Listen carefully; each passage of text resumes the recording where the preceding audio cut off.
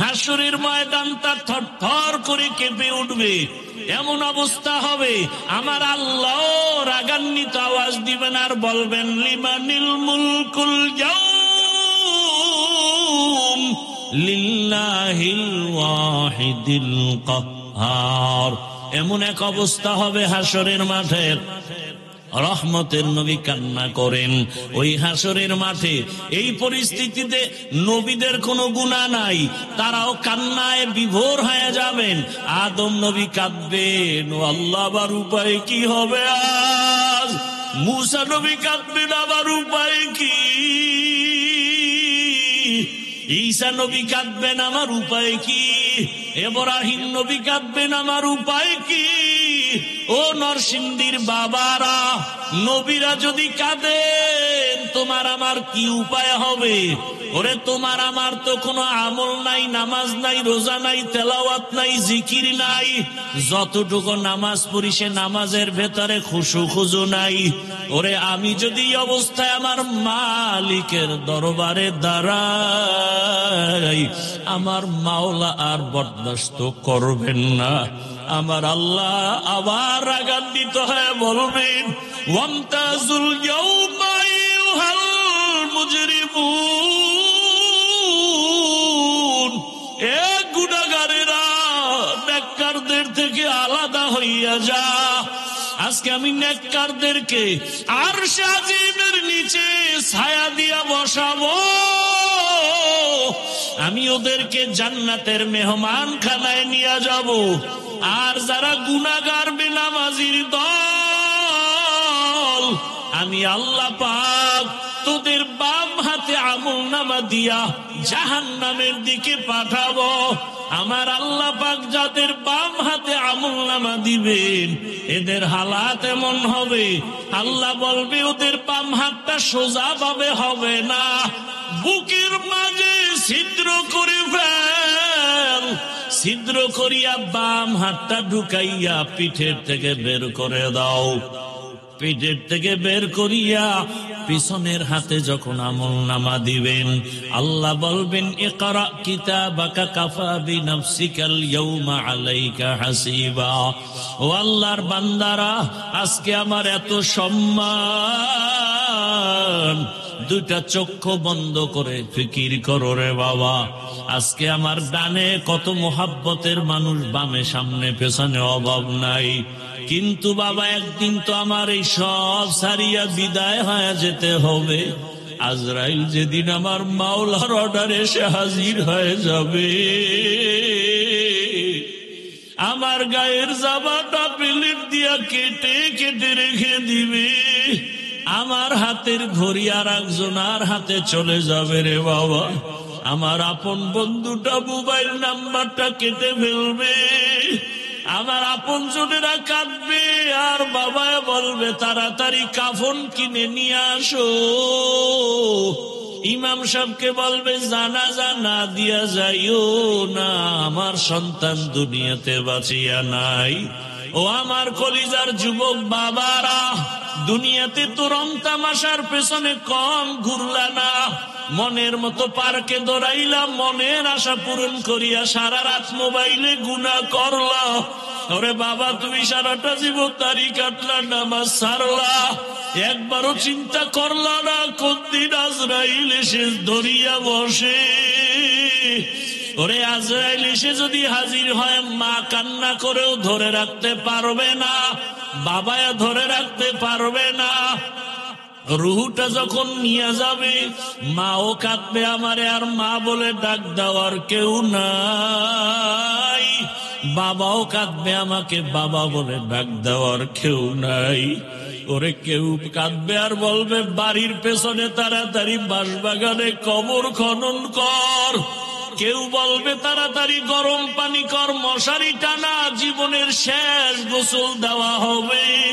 ওরে তোমার আমার লাশটা ঘর থেকে টেনে টেনে নামাইয়া গোসল দিয়া সাদা কাফনের প্যাকেট বানাইয়া যখন জানাজার খাটে উঠাবে, জানাজার ময়দানে নিবে, জানালা দিয়া মা কান্না করবে আর বলবে আমার বাবারে কই নাও, আমার বাবারে কোথায় নাও। তো একটু চেহারাটা দেখাও। শেষবারে আমার বাবার চেহারাটা দেখি। ও যুবক বাবা, একবার মা দেখবে আর দেখা হবে নাই, শেষ। এবার জানাজা পড়াইয়া কবরের দিকে রওনা। কই মা, কই বাবা, কই বন্ধু, কই আমার আপনজন, কেউ নাই। ওই কবরে রাখিয়া পাড়াইয়া পাড়াইয়া মাটি দিয়া যখন সবাই বিদায় হবে, দুইজন ফেরেশতা প্রশ্ন করার জন্য কবরে চলে আসবে। আমার বান্দা যখন নামাজ না নিয়া গুনাহগার হইয়া কবরের বিছানায় যাবে, তখন বান্দা একটা জবাবও দিতে পারবে না। নবী বলেন, তখন ওই গুনাহগার বেনামাজিরা ওরা শুধু আফসুস করবে আর বলবে, হা হা লা আদরি, আফসুস, আমি কিছুই জানি না, কিছুই জানি না। আমার মাওলা তখন রাগ হইয়া কুদরতের আওয়াজ দিয়া বলবে, কবরের ফেরেশতা, এই নাফরমানের দুনিয়াতে আমি কত আদর করেছি। আমার দেওয়া সূর্যের আলো, চাঁদের আলো, পানি বাতাস সব নেয়ামত দিলাম। আমার দেওয়া সব নেয়ামত খাইয়া নামাজ পড়ে নাই, রোজা রাখে নাই, তেলাওয়াত করে নাই, পর্দা করে নাই, আলেম ওলামার কথাও মানে নাই, বিরোধিতা করত। এখন আর ছাড় দেওয়া যাবে না, সুযোগ দেওয়া যাবে না। আল্লাহ বলবে, ফেরেশতা, কবরের সাথে জাহান্নামের সাথে রাস্তা করে দাও। জাহান্নামের আগুন কবরটা ভরিয়া যাবে। কবরের ভেতরে সাপ। আমার আল্লাহ কুদরতের আওয়াজ দিয়া রাগ হয়ে বলবেন, কবরের মাটি, এই নাফরমানকে দুই দিক থেকে জোরে জোরে চাপ দাও। এত জোরে চাপ দিবে পাজরের হাড়গুলো চুরমার হয়ে যাবে। ওরে কবরের চিন্তায় রসুলের সাহাবী ওসমান রাদিয়াল্লাহু আনহু কান্না করলেন আজীবন। আবু বকরের কান্না, ওমরের কান্না, অথচ তাদের কত সুন্দর ইখলাস, তাকওয়া, আমল। আপনার আমার তাকওয়া নাই, ইখলাস নাই, আমল নাই, কান্না নাই। আল্লাহর আদালতে এই অবস্থায় গেলে কি উপায়? ونشهد أن لا إله إلا الله وحده لا شريك له لا ضد له ولا ند له ولا مثل له ونشهد أن سيدنا وسندنا وحبيبنا وحبيب ربنا وطبيب قلوبنا ومولانا محمدا عبده ورسوله اللهم صل على محمد النبي الأمي وعلى آله وسلم تسليما وبعد فأعوذ بالله من الشيطان الرجيم بسم الله الرحمن الرحيم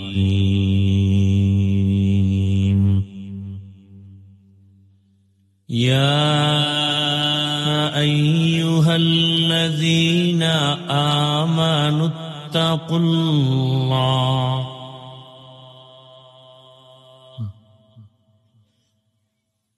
يا أيها الذين آمنوا اتقوا الله وكونوا مع الصادقين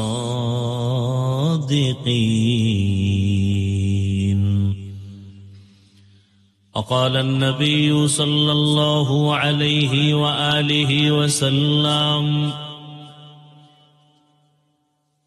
من تشبه بقوم فهو منهم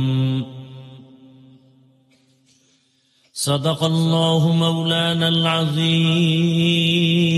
وصدق رسوله النبي الأمي الكريم ونحن على ذلك من الشاهدين والشاكرين والذاكرين والحمد لله رب العالمين سبحانك لا علم لنا إلا ما علمتنا إنك أنت العليم الحكيم رب اشرح لي صدري ويسر لي أمري واحلل عقدة من لساني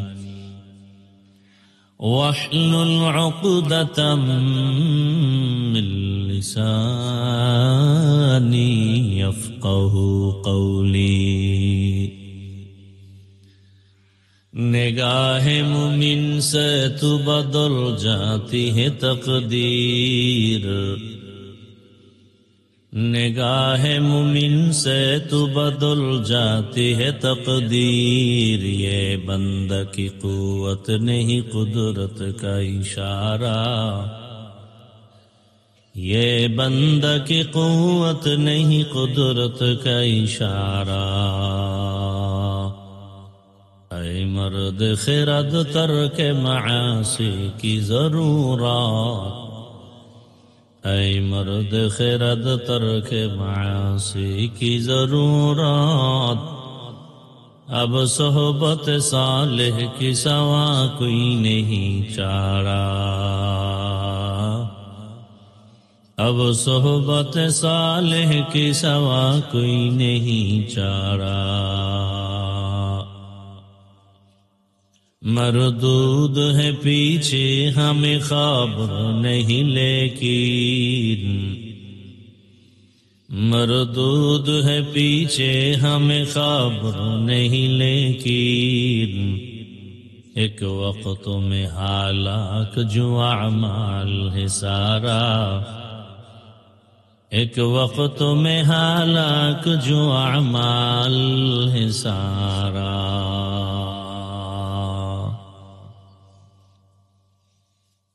নরসিংদী জেলার প্রাণকেন্দ্রে আয়োজিত দারুল উলুম দত্তপাড়া মাদ্রাসার আয়োজনে আজকের এই 2 দিন ব্যাপী ইসলামী মহাসম্মেলনের সমাপনী দিন 10 ডিসেম্বর 2025 মহতি এ মাহফিলে উপস্থিত মোহতারাম সম্মানিত সভাপতি আলহাজ আনোয়ার হোসেন সাহেব প্রধান অতিথি আলহাজ মাসুদুর রহমান সাহেব সহ অন্যান্য অতিথিবৃন্দ হযরত উলামায়ে কেরাম যারা আহ্বানে এখানে হাজির হয়েছি নরসিংদীর কৃতি সন্তান আলেম উলামাদের আস্থাভাজন ব্যক্তি ঐতিহ্যবাহী দারুল উলুম দত্তপাড়া মাদ্রাসার স্বনামধন্য মুহতামিম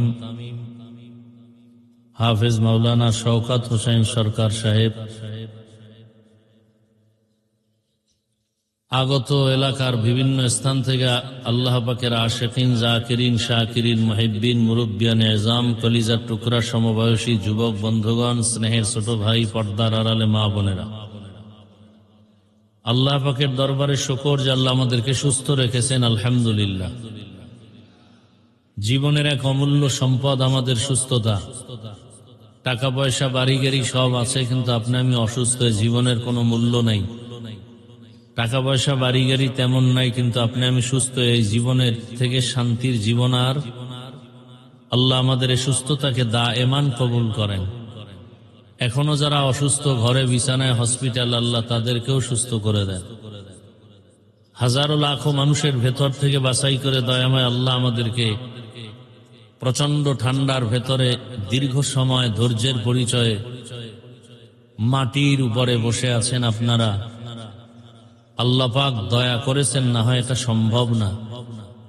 এজন্য আরেকবার সে দয়াময় আল্লাহর শুকর আদায় করি, আলহামদুলিল্লাহ।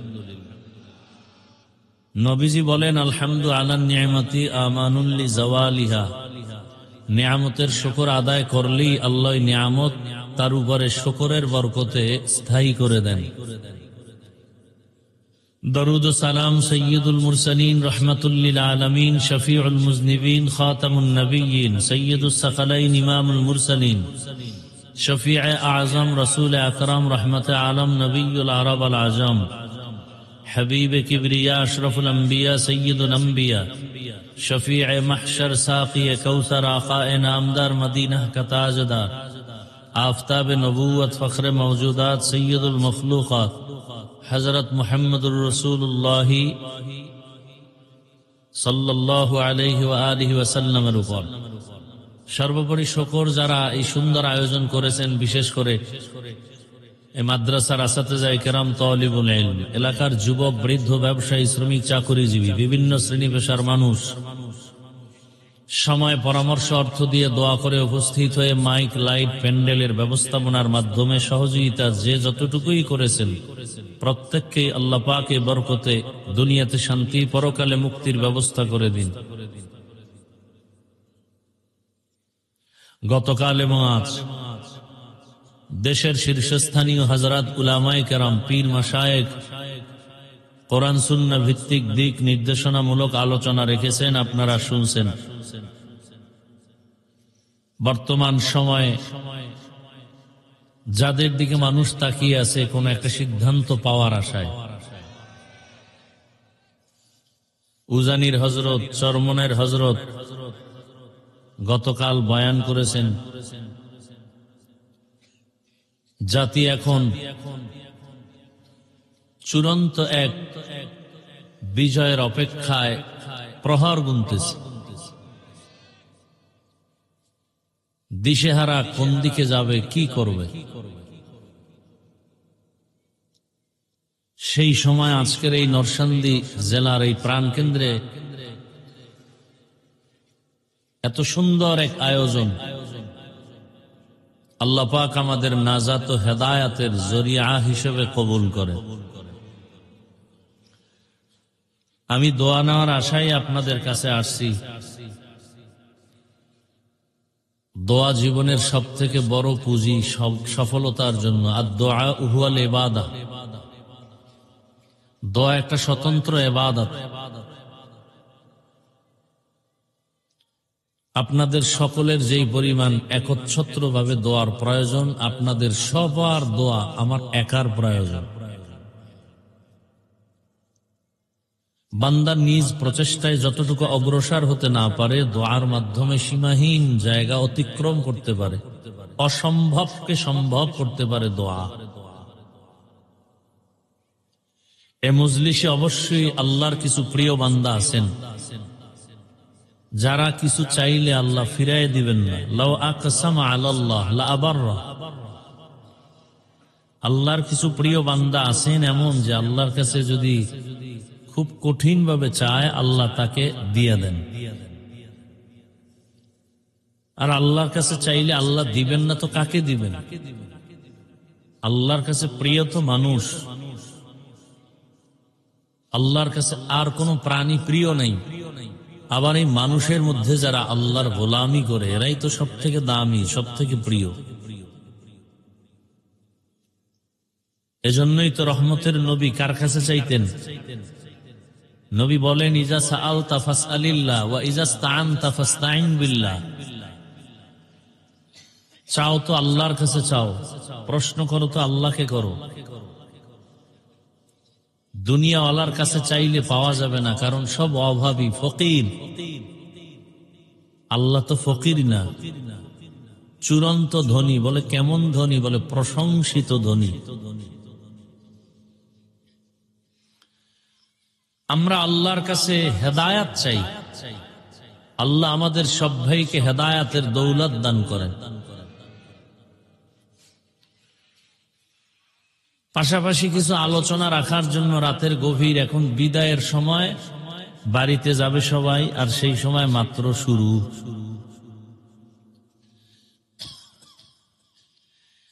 আসলে বান্দা চাইলে কিছুই হয় না, আল্লাহ চাইলে সব হয়। আপনারা চেয়েছিলেন 12টার মধ্যে বাড়ি যাবেন, আমিও চেয়েছিলাম, কিন্তু তাকদীরের ফয়সালা, যখন আমরা যাওয়ার নিয়ত করেছি তখন মাত্র বয়ান শুরু হচ্ছে, এখনো হয়নি।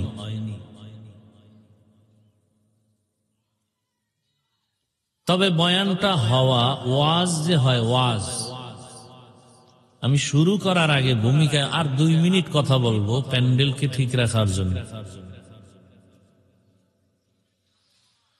একটা হলো ওয়াজ। ওয়াজ হওয়ার জন্য 2 পুঁজি লাগে। ওই 2 পুঁজি না থাকলে ওয়াজ হয় না, আওয়াজ হয়। বলে আওয়াজ আর ওয়াজ বুঝবো কি করে? বলে আওয়াজে মানুষের শরীর গরম হবে, আর ওয়াজে মানুষের কলব গরম হয়ে যাবে। বড় কঠিন জিনিস, অনেক কিছু বুঝতে হয়, বুঝানো যায় না। আমরা তো কলবই চিনি না। একজনে বলে কলব নাকি কপালে।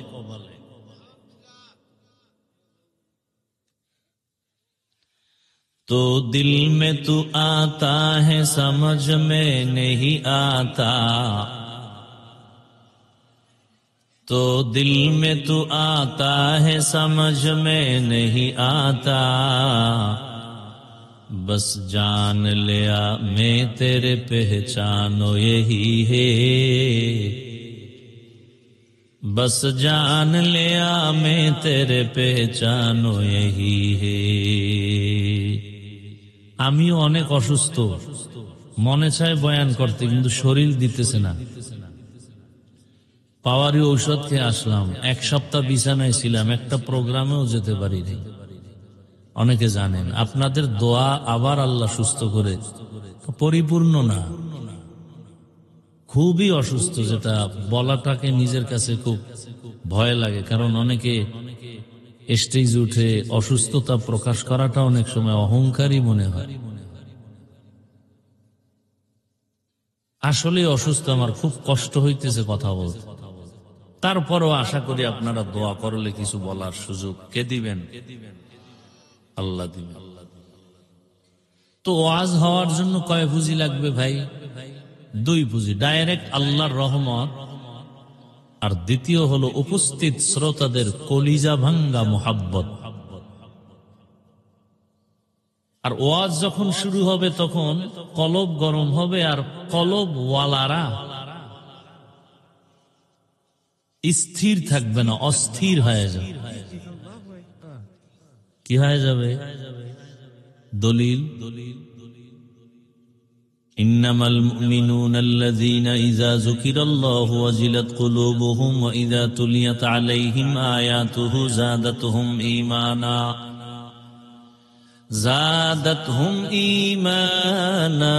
ওয়া আলা রাব্বিহিম ইয়াতাওয়াক্কালুন।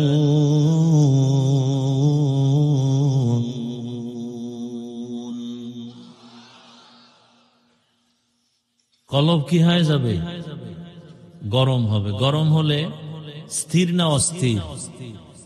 ভূমিকম্প হয়েছে গোরাশাল, আমার বিল্ডিং কাঁপে কেন নারায়ণগঞ্জ?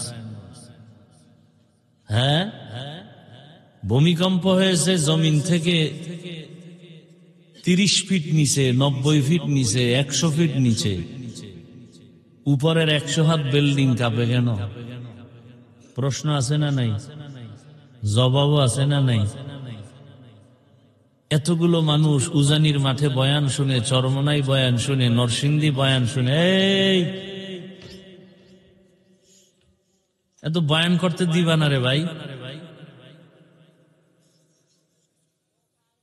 মহারাডারে মারো কেন, লড়ে কেন? বয়ান করতে দিবা না যে কাহিনী শুরু করছে। নিজেকে কন্ট্রোল করা অনেক দাম। আওয়াজ না দিয়া দিল থেকে কান্না করা, এটা হলো বড় দামি। দিল থেকে কান্না, চোখে পানি।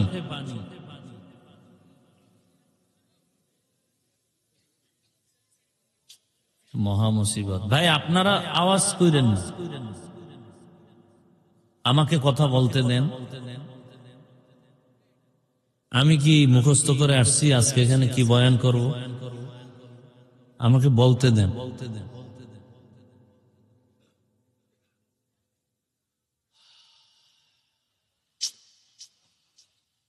কন্ট্রোল করার চেষ্টা করি। ভূমিকম্প হইতেছে, বিল্ডিং থেকে দৌড়ায় বাঁচার জন্য। নারীও দৌড়ায়, পুরুষও দৌড়ায়, বাচ্চার খবর নেই। আওয়াজ দিবেন না, ঠান্ডা মাথায় কথা শুনবেন। আমি বুঝাইতে আসছি, এখানে কলবের বয়ান হবে, অতএব জবান বন্ধ থাকবে, কলবে আওয়াজ হবে, জবানে আওয়াজ হবে না। আওয়াজ লাগলে তখন বলবো, তখন দিবেন, তাও স্বাভাবিক। আওয়াজেরও কিছু কথা আছে, একটু ঢুকে লই। কারণ দেশের যে পরিস্থিতি, এখন আর চুপ থাকার সময় নেই।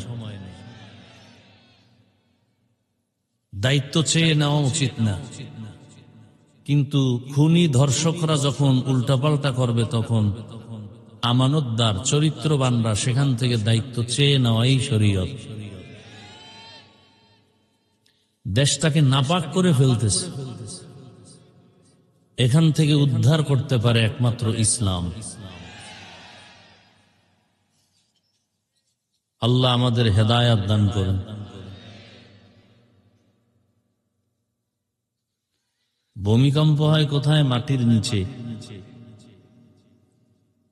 তাও আবার নরসিংদী। নারায়ণগঞ্জের বিল্ডিং কাঁপে কেন? ভূমিকম্প হয় মাটির অনেক নিচে, উপরে কাঁপে কেন? এই প্রশ্নের যেই জবাব, বয়ান হচ্ছে কলবের মধ্যে শরীর লাফায় কেন, কাঁপে কেন, আওয়াজ হয় কেন, এই প্রশ্নের সেই একই জবাব। বুঝার চেষ্টাও করি না,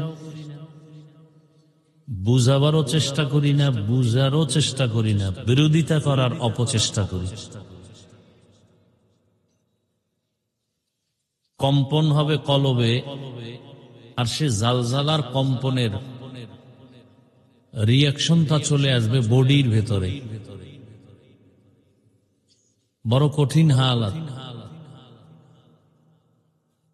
আগুন জ্বলবে আর গরম হবে না, এটা হতে পারে না। কথা বুঝেন? বাতি জ্বলবে আর অন্ধকার থাকবে, এটা হতে পারে না। ইসলাম কায়েম হবে আর অশান্তি থাকবে, এটা হতে পারে না। জেনা ব্যভিচার চলবে, চুরি ডাকাতি চলবে, খুন ধর্ষণ চলবে, আর ভূমিকম্প হবে না, এটা হতে পারে না। কলবের ভেতরে জালজালা হবে আর শরীরে কম্পন হবে না, এটা হতে পারে না।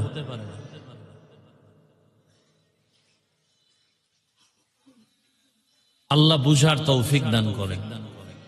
সব বয়ানের মূল কথা বুঝ ঠিক করা। বয়ান আপনারা সবাই জানেন, শুধু বুঝ ঠিক নেই। বুঝ ঠিক থাকলে, আমি টুপি পরছি, আপনি যে আল্লাহর গোলাম, আমি সে আল্লাহর গোলাম, আপনি যে নবীর উম্মত, আমি সে নবীর উম্মত, আপনি যে কোরআন মানেন, সে কোরআন আমি মানি, আপনার কালেমা আমার কালেমা, আপনার ধর্ম আমার ধর্ম, সব এক, কাবা এক, দুনিয়াতে আসছি সিস্টেম এক, বিদায় বেলা কাফনের সংখ্যা এক, কালার এক, কবরের সাইজ এক, প্রশ্ন এক। তাহলে আমি টুপি পরছি, আপনাকে টুপি পরেন না কেন? আপনাকে টুপির জন্য আলাদা বয়ান দিতে হবে কেন?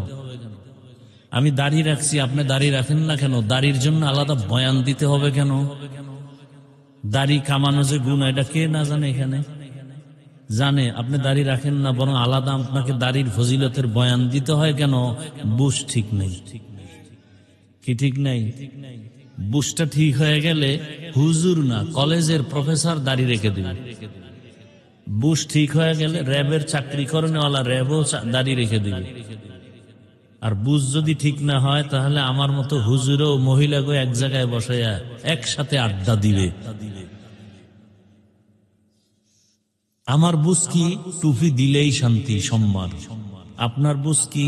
টুপি দিলেই মাথা গরম। আমার বুঝ কি দাড়ি রাখলেই সম্মান, আপনার বুঝটা কি দাড়ি রাখলেই যৌবনের ভাব শেষ। অথচ দাড়ি কাটলে এই মোবাইলে আকাম করো, ভালো করার কিছু কাজ আছে না? এই দাড়ি কাটলে শরীরের কি কি ক্ষতি হয়, চিকিৎসা বিজ্ঞানীরা কি বলছে এটা তো মানবা। হুজুর গোটা না মানলো তুমগো জাহান্নামে যাওয়া লাগবে না, জান্নাত রিজার্ভ হয়ে যাবে। কিন্তু চিকিৎসা বিজ্ঞানী যারা, এদের কথা তো তুমি অমান্য করলে তুমি মানুষ থাকবা না। চিকিৎসা বিজ্ঞানীরা কি বলে, রিসার্চ করছে দাড়ি কাটলে কি হয়। পরকালের ভিডা তো ভিন্ন। নগদ শাস্তি কি, চোখের পাওয়ার কমে যাবে। নগদ শাস্তি কি, যৌবন দৌড় দিবে। দাড়ি কামানো বাড়ছে, যৌবনও দৌড় দিছে। হার্বাল কোম্পানি ওপেন চ্যালেঞ্জও দেওয়া শুরু করছে। এগুলো কি মাঠে বলার কথা? লজ্জা ফেলায় বলতেছি, এই বেহায়া মানুষগুলোকে বুঝাবার জন্য। এরপরও তো লজ্জা হয় না। আল্লাহ হেদায়াত দান করুন। আরো বলবো, এটি সাইরে দিছি। দাড়ি কামানো যেই গুনাহ, দাড়ি ছোট করে রাখা একই গুনাহ। আরো মারাত্মক অপরাধ হলো একজনারও মোনাজাত কখনোই কবুল হবে না, কবুল হবে না, কোনো মোনাজাত কবুল হবে না যতদিন পর্যন্ত দাড়ি রাখার জন্য নিয়ত না করবে। আরো বলবো, যারা দাড়ি কাটে আর ছাটে দোনো দলের 24 ঘন্টার সেকেন্ডে সেকেন্ডে সেকেন্ডে সেকেন্ডে সেকেন্ডে সেকেন্ডে অল টাইম কবিরা গুনাহ, কবিরা গুনাহ, কবিরা গুনাহ। ও ঘুমায় থাকলেও গুনাহ লেখা বন্ধ নেই। বলার দরকার মনে করি না। আল্লাহ যদি বুঝ দেয় তো এক কথায় বুঝ, আর যদি না দেয় তো আমি হাফিজুর রহমান কেন আর মক্কা মদিনার ইমাম কেন? রসুল বুঝাইলো ওর কপাল খুলবে না। এবার বুঝেন কত বড় নিকৃষ্ট কপাল পোড়া যে রসুলের বয়ানেও হেদায়াতের দরজা খুলে না। এমন কোন নিকৃষ্ট বেঈমানের কথা আপনাদের জানা আছে? যেই রসুলকে দেখলেই পেটের ক্ষুধা থাকে না, যেই রসুলকে মোহাব্বতের নজরে দেখলে জাহান্নামের আগুন হারাম, সেই রসুলকে 13 বছর দেখলো, বয়ান শুনলো, এক দস্তারখানে খাইলো, কালেমা পড়লো না। এরকম কপালওয়ালার নাম জানেন কি নাম? আবু জাহাল। আবু জাহাল, জাহলুন। আবার অন্যদিকে 27 বছরের যুবক তরবারি নিয়ে দৌড়ায় রসুলকে জবাই করবে। কয় বছরের যুবক? নবীজির দেখা মাত্র তরবারি ফালায় বলেন নবী মাফ চাই, কালেমা পড়ায়। এই কপালওয়ালাকে বলেন, এর নাম কপাল। কপাল যদি পুড়িয়া যায় তো আমার বয়ান কেন, রসুলের বয়ানও কপাল খুলবে। মাইয়াহদিল্লাহু ফাহুয়াল মুহতাদ ওয়া মান ইউদ্লিল ফালান তাজিদ লাহু ওয়ালিয়াম মুরশিদা। আল্লাহ যাকে হেদায়েত দিবেন সে পেয়ে যাবে। যার কপাল খারাপ আল্লাহ তাকে হেদায়েত দিবেন না, সে হেদায়েত পাবে পরের কথা। হেদায়েত পাওয়ার কোন মুর্শিদও পাবে না, পথ প্রদর্শক পাবে না। কপাল বড় কঠিন জিনিস। আল্লাহ আমাদের পালা কপাল দান করেন, নাকি আবু জাহাল ওয়ালা ওমর ওয়ালা কপাল যাদের, এরা মোনাজাত দিয়া যাবে আর কানবে, আল্লাহ গুনাহ তো কম করি না, মাফ করে দাও। কান্নাকাটি করে যাবে, ফজরে মসজিদে হাজির। আর আবু জাহালওয়ালা কপাল যদি দুই একটা পইরা যায় মাঠে, এরা মোনাজাতের আগে আগে যাবে, গিয়ে একটা বেলুন কিনবে, বেলুন, প্লাস্টিকের বেলুন আর একটা প্লাস্টিকের মাছ, এটারে কাঁধে ঝুলায় বাড়ি যাবে। বউ কইব কি পাইছো? আছে কইছে মোনাজাতে বেলুন কবুল হয়ে গেছে। এরকম আশেক নাই? আল্লাহ হেদায়াত দান করে।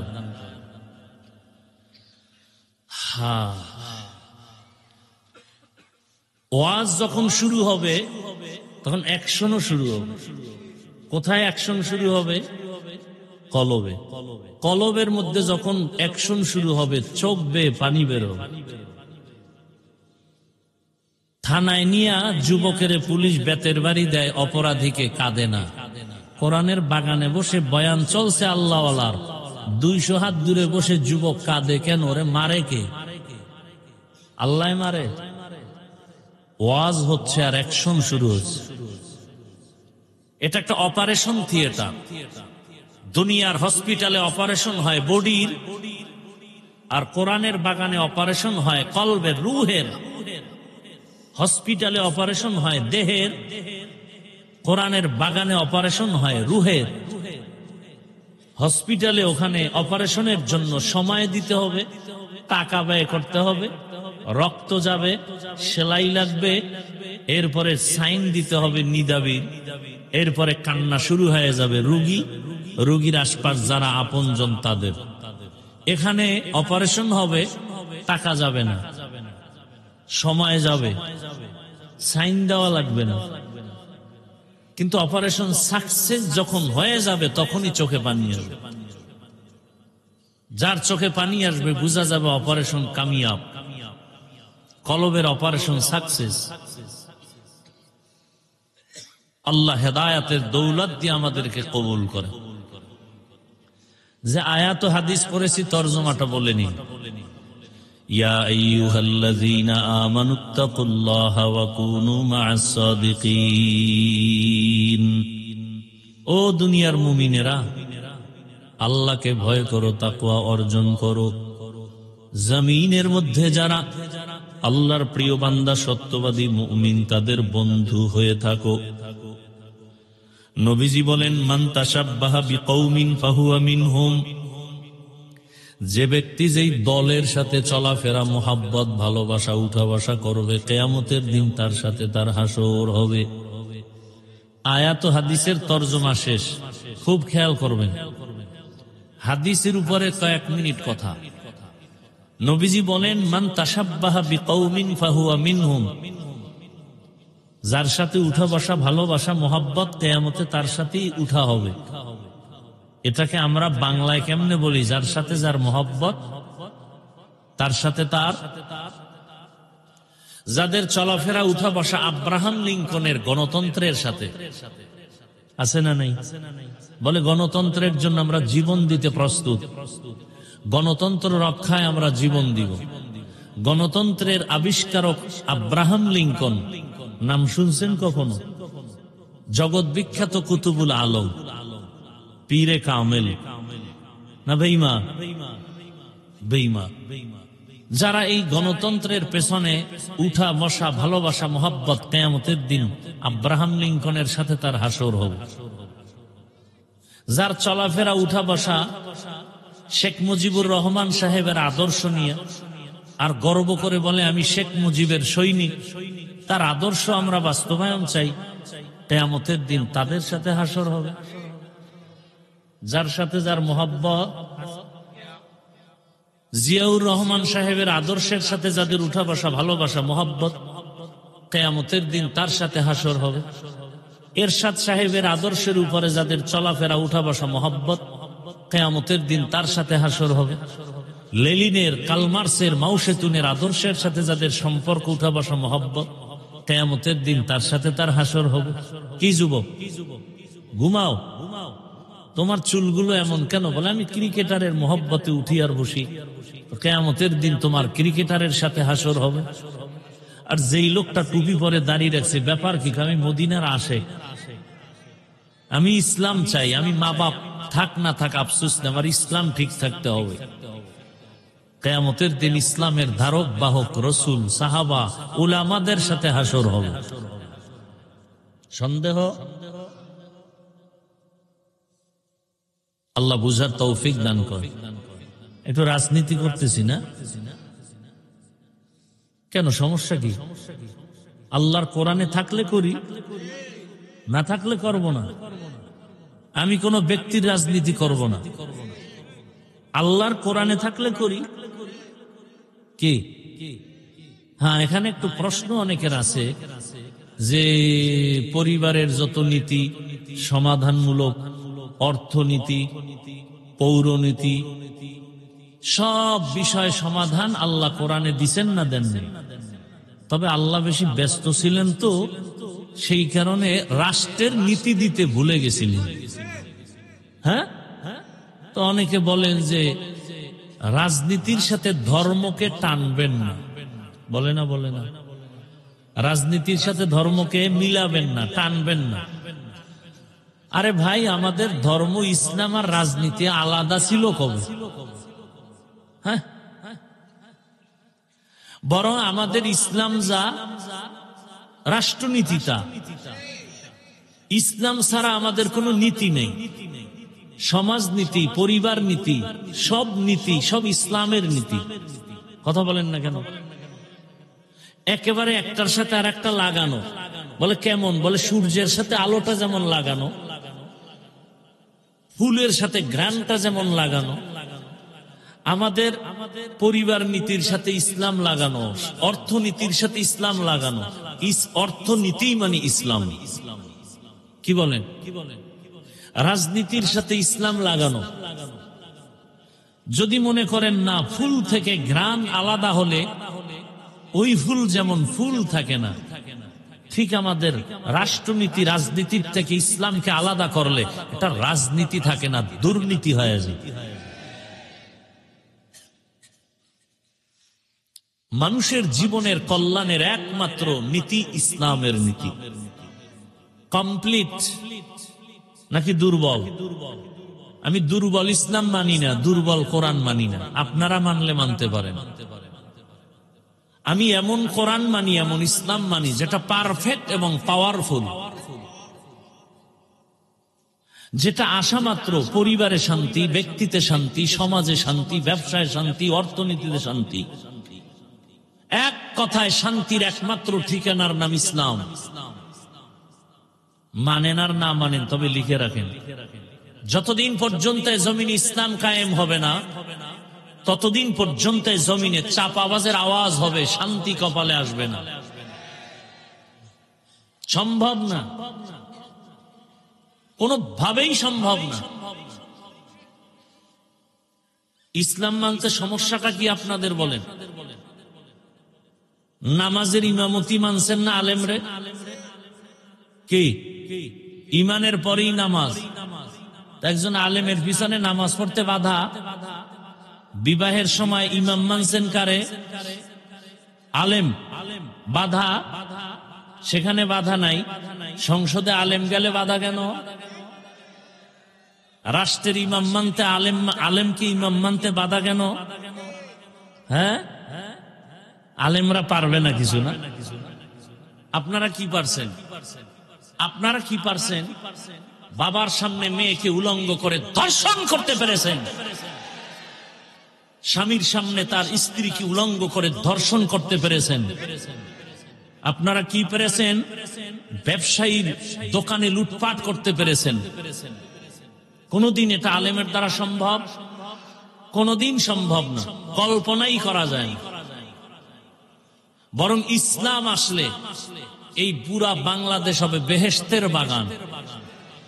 হিন্দু শান্তিতে থাকবে, খ্রিস্টান শান্তিতে থাকবে, ইহুদি শান্তিতে থাকবে, সমস্ত গরিবরা হবে ধনী। বাংলাদেশে একটা গরিব থাকবে না, জাকাত নেওয়ার টাকা খাওয়ার লোক থাকবে না, সব ধনী হয়ে যাবে। আগামীকাল সকালবেলা পূর্ব দিক থেকে সূর্য উঠার মধ্যে যেমন সন্দেহ নাই, ইসলাম কায়েম হলে সব গরিবরা ধনী হবে, এ কথায় কোনো সন্দেহ নাই। যে সন্দেহ করবে সে বেঈমান। ইসলামের অর্থনীতি গরিবের জন্য। সমস্যা হলো বিড়িখোরেরা ভাবে আছে ইসলাম আসলাম বিড়িখোরের উপায় কি? শাহ আতাউল্লাহ বুখারী রহমাতুল্লাহ আলাইহি বয়ান করতেছেন জান্নাতের বয়ান। মা তাশতাহি আনফুসুকুম, কি জান্নাত আল্লাহ দিবেন, সেখানে ঢুকবা, যা চাইবা তাই পাইবা। একজনে কয় বিড়ি বামুনি। যেমন প্রশ্ন তেমন জবাব। হুজুর কয় বিড়ি পাইলেও পাইতে পারো, তবে আগুন আনতে গেলে তো জাহান্নামে যেতে হবে। আর জাহান্নামে যখন বিড়ি ধরাইতে যাবি তখন টের পাবি কত ধানে কত চা। আচ্ছা বলেন তো, এই প্যান্ডেলে কোন বিড়িখোর সম্মানিত ব্যক্তি আছে না নেই? এখানে আসার পরে কয়টা বিড়ি টানছেন? কেন কেউ মাইকে বলছে বিড়ি টানলে ফিডামু? টানে না কেন? হ্যাঁ, বাংলাদেশে ইসলাম আসলে তো পুরা দেশটা এরকম পরিবেশ হবে, বিড়িখোর নিজের থেকে বলবে যে বিড়ি টানা যাবে না, মদখোর নিজের থেকে বলবে না এই পরিবেশে মদ পান করা যাবে না। ইসলাম এটাকে দেখেন, এই যে সারা এত রাত প্রচন্ড শীত, এরপরও আপনারা বসে আছেন পৃথিবীর 3rd ক্লাসের বিছানার মধ্যে, কোয়ালিটিহীন ব্যবস্থাপনায়। এটা কোয়ালিটি না। আপনাদের কোন টাকাওয়ালা যদি মানুষগুলোকে বসাতে চাইতেন তা আপনাদেরকে ফ্রি গাড়ি দিতেন, ফ্রি গাড়ি দিয়ে আনতো, তাও কিন্তু এই বেহেশতি মানুষ আসতো না, সব গাঞ্জাখোরেরা এসে বসে থাকতো। এরপরে বসার জন্য ভিআইপি ব্যবস্থা, ভিআইপি চেয়ার, নন ভিআইপি পেছনে, এরপরে নাস্তা, যদি নাস্তা দেরি তো চেয়ারের বাড়ি, এরপরে আবার যদি বাইরে বাইরে শুরু হয়ে যায় আবার একজনে ভিডিও করে দেখায়, দেখেন তো আমরা নিজেদের দলওয়ালারা কত বড় বেয়াদ্দব, নিজেদের অপকর্ম আবার দেখায়। আপনাদের ফ্রি গাড়ি দিছে, বসার স্থান ভিআইপি, পৃথিবীতে এর থেকে নরমাল কোন বিছানা হতে পারে? অনেকে ঘাসের উপরে মাটির উপরে বসছেন। নাস্তা কতবার দেওয়া হয়েছে? দেওয়া হবে? হবে না? বড় কঠিন বিষয়। নাস্তাও দেওয়া হবে না। হ্যাঁ, আচ্ছা, এতগুলো মানুষকে নিয়ন্ত্রণের জন্য ওই সাহেবের পুলিশ লাগতো না? পাওয়ার থাকলে র্যাব, আরো হেডম থাকলে আর্মি, আরো হেডম থাকলে বিডিআর, আরেকটু হেডম থাকলে কুত্তা। কারণ মানুষের উপরে বিশ্বাস নাই, বডিগার্ড বডির উপরে মেরে দিবে। কুকুর বেঈমানি করবে না, নিরাপত্তার জন্য কুকুর বেঈমানি করে নাই আজও পর্যন্ত শুনি নাই। সারা রাত মালিকের জুতার বাড়ি খাইয়া কুকুর মালিকের বাড়ি পাহারা দেয়, কোনোদিন মালিকের ক্ষতি করে না। আর মানুষেরটা খাইয়া বডিগার্ড বডির উপরে ছুরি মারে। এখানে এতগুলো মানুষকে নিয়ন্ত্রণের জন্য কোন প্রশাসন, পুলিশ, কোন আওয়াজ নাই, চুপচাপ সবাই অধীর আগ্রহে বসে আছে। কই গেছে ঘুম, কই খানা, কোনো পেরেশানি নাই, কষ্ট নাই, ঠান্ডার ভেতরে চুপচাপ বসে আছে, চুপচাপ। এটা কেমনে সম্ভব? নগদ প্রমাণ, ইসলাম মানলেই সম্ভব। এটা ইসলাম পারবে, কসম আল্লাহর, আর কেউ পারবে না। কে পারবে? ইসলাম। ইসলাম দেখায় দিছে, এর নাম শান্তি। এটা ইসলাম পারে। কে বড়, কে ছোট, কে ধনী, কে গরিব, সব একাকার হয়ে বসে আছে। মানুষ পাগল হয়ে যায় না খাইয়া, খাওয়ার জন্য এত পাগল। মসজিদে গিয়াও খানা, হাটে আর চাটে। আর এখানে কোনো পেরেশানি নেই, ঠান্ডা প্রচন্ড, শিশিরের পানি ঝরছে, বসার বিছানা চরম 3rd ক্লাসের বিছানা। পৃথিবীর কোন অনুষ্ঠানে এই বিছানা দিলে জুতা ছাড়া উপায় নেই। এটা কিভাবে সম্ভব? কিভাবে সম্ভব? এর নাম ইসলাম। এর নাম কি? ইসলাম কি বলে? দুজন এক জায়গায় হলে কি দাও? কি দাও? সালাম মানে কি? এই শান্তি শুরু। শান্তি। ইসলাম বলে বড়রা ছোটদেরকে মায়ার নজরে দেখো, ছোটরা বড়দেরকে সম্মানের নজরে দেখো। মাল্লাম ইয়ারহাম সাগীরানা ওয়া লাম ইউক্কির কাবীরানা ফালাইসা মিন্না। আল্লাহর জাতের কসম, দুনিয়ার সব বড়রা ছোটদেরকে যদি মায়ার নজরে দেখেন, কোনদিন বড়রা ছোটদের উপরে জুলুম করবে না। সব ছোটরা বড়দেরকে সম্মানের নজরে যদি দেখেন, কোনদিন ছোটরা বড়দের সাথে বেয়াদবি করবে না। এটা ইসলাম পারে, আর কেউ পারে না। ইসলাম বলে কর্মচারী কাজ করবে, তাড়াতাড়ি ঘাম ঝরার আগে বেতন দাও। কর্মচারীর বেতন যদি আগে দিয়ে দেন, কোনদিন কর্মচারী কাজে ফাঁকি দিবে না।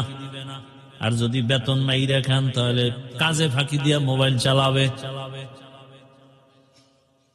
ইসলাম আসলে সব মানুষ শান্তিতে চলবে। রাত্র 1টার সময় এখান থেকে নারী হেঁটে যাবে, ওর দিকে কেউ চোখ তুলে তাকাতে পারবে না। চোখ তুললে ওর চোখ উপরে ফেলা হবে। এর নাম ইসলাম। চুরি করবে, হাত কাটা হবে। একজনে কয় ইসলাম আসলে উপায় নেই, হাত কাটবে। এদেশে হাত আর থাকবে না। সৌদি আরবে কি হাতওয়ালা মানুষ নেই? আরে ভাই, এক চোরের হাত কাটবে বাইতুল মুকাররমে ঘোষণা দিয়া। এক চোরের হাত কাটলে পুরা দেশ ঠান্ডা হয়ে যাবে। এর নাম ইসলাম। আর কোনদিন মা ধর্ষিতা হবে না, বোন ধর্ষিতা হবে না, শিশু ধর্ষিতা হবে না, হিন্দু নিরাপত্তাহীনতায় ভুগবে না, ব্যবসায়ী চান্দাবাজি ধান্দাবাজির পেরেশানিতে ভুগবে না। কখন এটা হবে? ইসলাম আসলে। কথা ঠিক না? হ্যাঁ, তবে এখানে একটা ফাঁক আছে। ফাঁক কি? আপনি ইসলাম রাজনীতি ইসলামেরটা করেন না, আপনার সাথে কোনো ঝগড়া নাই, খুব খেয়াল করবেন। কিন্তু যদি বলেন আমি ইসলামের রাজনীতি পছন্দ করি না, তাহলে আর আপনার সাথে কোনো আপোষ নাই। এখানে বহু লোক আছে নামাজ ঠিক মতো পড়ে না, কিন্তু সে মুমিন। যদি বলে নামাজ পছন্দ করি না, সাথে সাথে বেঈমান। দাড়ি রাখেন না, আপনি মুমিন, কিন্তু যদি বলেন দাড়ি পছন্দ করি না, বেঈমান। পর্দা করেন না, আপনি মুমিন, আপনাকে বুঝাবো। যদি বলেন পর্দার বিধান পছন্দ করি না, বেঈমান। কথা ঠিক না? ইসলামী রাজনীতি আপনি যদি না করেন, কোনো ঝগড়া নাই। যদি বলেন পছন্দ করি না, আপনার সাথে কোনো আপোষ নাই। সুলাইমান পয়গম্বর গোটা দুনিয়া পরিচালনা করেন নাই, ঘটনা কোরআনে নাই। ইউসুফ নবী মিশরের অর্থমন্ত্রী হয়ে পরিচালনা করেন নাই, ঘটনা কোরআনে নাই। তো কেন বলেন নাই? বলেন কেন? এটা ওয়াজের প্যান্ডেল না রাজনীতির প্যান্ডেল? এখানে দাঁড়ায় যদি রাজনীতির ভোট চাইতে পারে, আমরা কোরআন দিয়া রাষ্ট্রনীতির বয়ান করলে বাধা কেন? শিয়ালের হাতে মুরগি আমানত, শিয়ালের হাতে মুরগি আমানত। আগামী শুক্রবার যদি কোনো খতিব সাহেব নরসিংদী এলাকায় আমার এই কথাগুলো রিপিট করে, আর যদি মনে করে যে হাফিজ সাহেবের মতো একটু পিক আপ নেই, কি হবে বলেন তো? কমিটি বলবে 1 মাসের জন্য অব্যাহতি দিলাম, ছুটি। বলে কারণ? বলে শিয়ালের হাতে মুরগি। শিয়ালের হাতে মুরগি দিলে 2 দিন পরে আমানত পাবেন। 1 দিন পরে শিয়ালের হাতে মুরগি দিলে যা হয়, ধর্মের চাবি, মাদ্রাসার চাবি, মসজিদের চাবি সুদখোর, ঘুষখোর আর খুনি ধর্ষকের হাতে দিলে তো তাই হবে। আল্লাহ হেদায়েত দান করুন। আমি কিন্তু কোন দলের পক্ষে বিপক্ষে বলি না, কারণ আমি কোন দলের দায়িত্বে নাই। আমি যা বয়ান করতেছি, টোটাল বয়ান আমার একটা মাঝখানে জিনিস আমি রাখতেছি, আমার কলিজার মূল ইসলাম। আমার জীবনের মূল কি? আমি ইসলামকে ঠিক রেখে কথা বলতেছি। ভুল বুঝবেন না, উল্টা পাল্টা মন্তব্য করবেন না। আমার জীবনের মূল ইসলাম। আমার ইসলাম ঠিক, সব ঠিক। কি বলেন? আচ্ছা, বাবার সাথে তর্ক হয় কিনা সন্তানের? হয়। তার মানে হলো বাবারে কেউ অপমান করলে আমি সেই রাগে কিছু বলবো না। যুবক, একটা ওয়াদা করাতে চাই, খুব খেয়াল করো। তুমি বাবার সাথে তর্ক করেছো, হঠাৎ করে তোমার সামনে তোমার বাবাকে যদি অপমানজনক কথা বলে, তুমি চুপ করে দোয়া ইউনুস পড়বা না প্রতিবাদ করবা? কলারটা ধরে বলবা, এই বেয়াদব! বাবার সাথে তর্ক করি ঠিক, কিন্তু বাবার অপমান করবি, মেনে নিব না। কথা ঠিক? ঠিক ইসলামের বেলা একটা ওয়াদা করেন। নামাজ পড়তে পারেন না, রোজা রাখতে পারেন না, দাড়ি রাখতে পারেন না, কিন্তু এই ওয়াদাটা করবেন। অন্তত আপনি কি আল্লাহকে ভালোবাসেন না? ইসলামকে ভালোবাসেন না? তো এতটুকু ওয়াদা করবেন যে আমি নামাজ না পড়লেও, রোজা রাখতে না পারলেও, দাড়ি রাখতে না পারলেও অন্তত ইসলামকে, কোরআন হাদিস, আল্লাহকে, রসুলকে, কোরআন হাদিস যাদের থেকে শিখছি সে আলেমকে অপমান হতে দিব না। কেউ যদি আপনাদের সামনে কোনো আলেমের অপমান করতে চায়, ইসলামের উপরে আক্রমণাত্মক কথা বলে, জাগাত কলারটা ধরে বলবেন, আই রাধুনির বাচ্চা। কিসের বাচ্চা? শুনতে শুনে গালি, আসলে কোনো গালি না। তোমার মাও রাধুনি, আমার মাও রাধুনি, কথা বলেন। সবার মা রাধুনি না, রাধুনির বাচ্চা, এটা গালি। শুনতে মনে হয় গালি। কলারটা ধরে বলবা, আই রাধুনির বাচ্চা। আমি দাঁড়িয়ে রাখতে পারি না, নামাজ পড়তে পারি না, কিন্তু আমি আল্লাহকে ভালোবাসি। আমার আল্লাহ, আমার ইসলাম, আমার কোরআন, আমার রসুল, আমার ওলামা, এদের ব্যাপারে কথা বললে চামড়াটা তুলে ফেলবো। ভয় পাইতেছে? এমনও ভয় পা। তা জুলাই স্বাধীন করলেন কি আজীব না? একটু ভয় আছে। যদি ভয় নাই না, একটু তো ভয় লাগে যদি আবার পাথর মারে, যদি আমার সন্তানকে গুম করে, যদি এমনটাই হয়, তা আমি মনে করি জুলাই স্বাধীন কমপ্লিটলি সাকসেস নয়। যেই সফলতা নিয়ে আশা করে স্বাধীন হয়েছে, সে সফলতা আসেনি। আসছে যদি এসেই থাকে, স্বামীর সামনে স্ত্রীকে ধর্ষণ করা হলো কেন ভোলায়? বাবার সামনে মেয়েকে ধর্ষণ করা হলো কেন বগুড়ায়? বোঝা গেল স্বাধীন কামিয়াব হয়নি। নতুন করে প্রস্তুতি নাও, আরেকটা স্বাধীন করতে হবে, চূড়ান্ত সফলতার স্বাধীন। যেই স্বাধীন হলে মা নিরাপদে থাকবে, বোন নিরাপদে থাকবে, স্কুল নিরাপদ, কলেজ নিরাপদ, হিন্দু নিরাপদ, খ্রিস্টান নিরাপদ, ব্যবসায়ী নিরাপদ, চাকরিজীবী নিরাপদ, আলেম নিরাপদ, ছাত্র নিরাপদ। ওই স্বাধীনতার জন্য প্রস্তুতি নাও, আর ওই স্বাধীন হবে চূড়ান্ত সফলতার স্বাধীন। আর ওই স্বাধীন হবে একমাত্র ইসলামের স্বাধীন। কিসের স্বাধীন? আমার কথাগুলো কি উল্টা পাল্টা? ধরায় দাও, এখন কানে ধরে উঠবাস করুন। কোন দলের পক্ষে বিপক্ষে বলেছি? আমার মূল কথার মূল কি? ইসলাম। আমি ইসলামের পক্ষে বলতেছি, আমার রসুলের পক্ষে বলতেছি, আমার আল্লাহর পক্ষে বলতেছি, আমার কোরআনের পক্ষে বলতেছি। আচ্ছা, 20 বছর মাদ্রাসায় পড়ছি। কয় বছর? আরো বেশি পড়া যায়। পড়ছি কত? 20 বছর। এখন তো আরো শর্টেও পড়া যায়। 20 বছর কেমনে বিছনায় প্রস্রাব করি, সেই থেকে বাড়ি মা বাপ সাইরা মাদ্রাসায় আসছে, কষ্ট করে করে লেখাপড়া করছে। কি কষ্ট, এটা বিবরণ দিতে গেলে চোখে পানি চলে আসে। এখন তো একটা জামা পরছি, কালকে আর এটা পরবো না। এক গেঞ্জি আজকে পরছি, কালকে গেঞ্জি আর গায়ে আসবে না। টুপি প্রতিদিন একটা, রুমাল প্রতিদিন একটা, লঙ্গি প্রতিদিন একটা।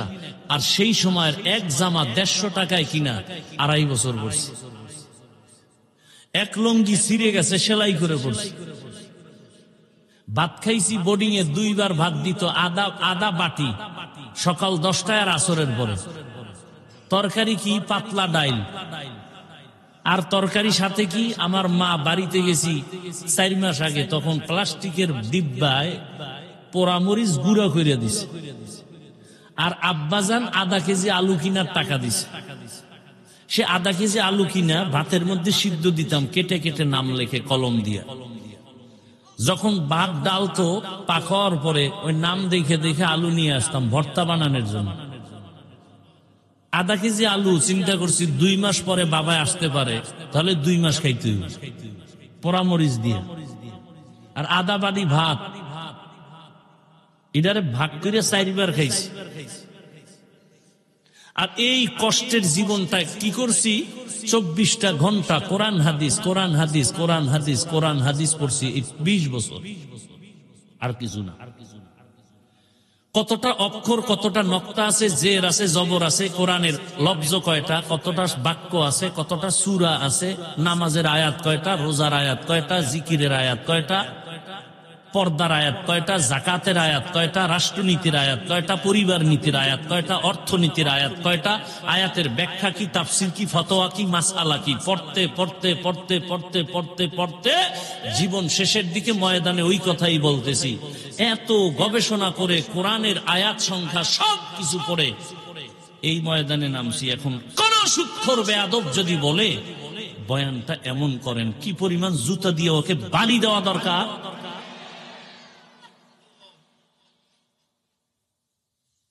আল্লাহ হেদায়াত দান করে। তা আলেমকে যখন স্টেজে উল্টা পাল্টা করে, আপনারা মোয়া চা বানার মজা নেন। সব ময়দানের মানুষ যদি দাঁড়ায় বলতো, এই বেয়াদব, আল্লাহকে চিনছি, কালেমা শিখছি, নামাজ শিখছি, আলেম থেকে অপমান করলি কেন? বিচার না হওয়া পর্যন্ত তোকে এখান থেকে বিদায় করা যাবে না। এক বেয়াদবকে সোজা করতে টোটাল দেশ সোজা হয়ে যেত। ভয় পাইতেছেন। ভয়কে জয় করতে হবে ইসলাম দিয়ে। ভয়কে জয় করতে হবে ইসলাম দিয়ে। আল্লাহ বুঝার তৌফিক দান করে। লঙ্গির ভিতরে গোবর লাগছে, গোবর পাক না নাপাক? এই নাপাক দূর করতে কি লাগবে? পানি। অচেনা পথে ঘুরতে ঘুরতে আধা ঘন্টা পানি নেই, গাছের নিচে বয়ে জিমাইতেছে, আহারে পানি পাই না, উপায় কি? একজনে একা, তুমি পাগল হয়ে গেছো, এত মেহনত করো, তোমার নিজের কাছেই তো স্পেশাল পানি আছে না নাই? কি পানি? প্রস্রাব। ভাই বুদ্ধিটাতে আধা ঘন্টা আগে আসিলি তুই। এই বুদ্ধি সেই সময় দিলে আমার এত ঘাম ছুটানোর দরকার হতো না। উনি প্রস্রাব দিয়ে গোবর ধুইয়া ফেলছে। বলেন তো কত পাক হইছে? হইছে পাক না নাপাক আরো ছড়ায় গেছে? ভালো করে মনে রাখো জাতি, গোবরের নাপাক প্রস্রাব দিয়ে ধুইলে যেমন নাপাক আরো ছড়ায়। দুর্নীতিবাজ, চাঁদাবাজ, ধর্ষক, খুনি, চরিত্রহীন লম্পটকে যদি বলো আমারে নরসিংদী এই শহরটাকে পাক বানায় দাও, আরো নাপাক হবে। বুঝেন কিছু? কি বুঝছেন এতক্ষণ আলোচনায়? ভোটের আগের রাতে সেই পচা পায়খানার টাকা খেতেই হবে। ভোটের আগের রাতে টাকা খাবেন না? বলেন কি? সেই রাতেরই তো বরকতের টাকা খাবেন আর ইজ্জত বিক্রি করবেন। এরপরে দেখবেন একসময় আপনার মাইয়ের উপরে হামলা। কিও? ভোটের আগে না তোর মাইয়ার ইজ্জত কিনে নিছি।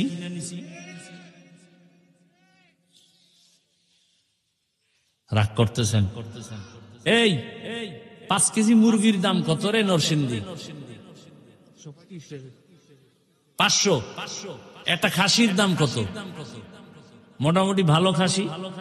একটা গরুর দাম কত? কথা বলে না। আর একটা গরু 1 লাখ। উটের দাম আরো বেশি।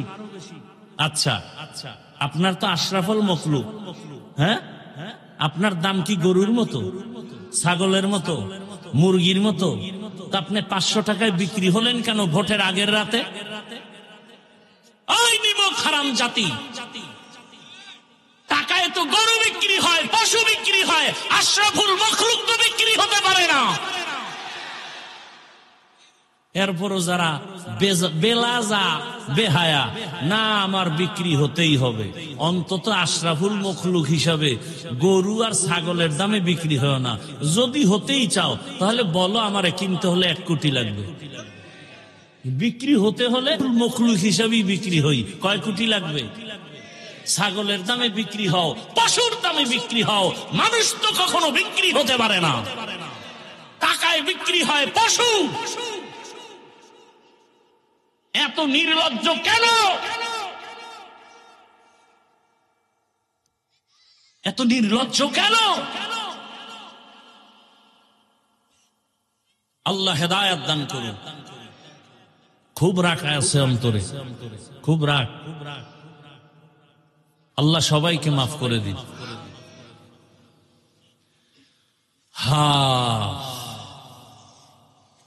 এই বয়ানগুলো ওই দিন কাজে লাগবে যেই দিন পরিবেশ ভালোর মধ্যে ঢুকবেন।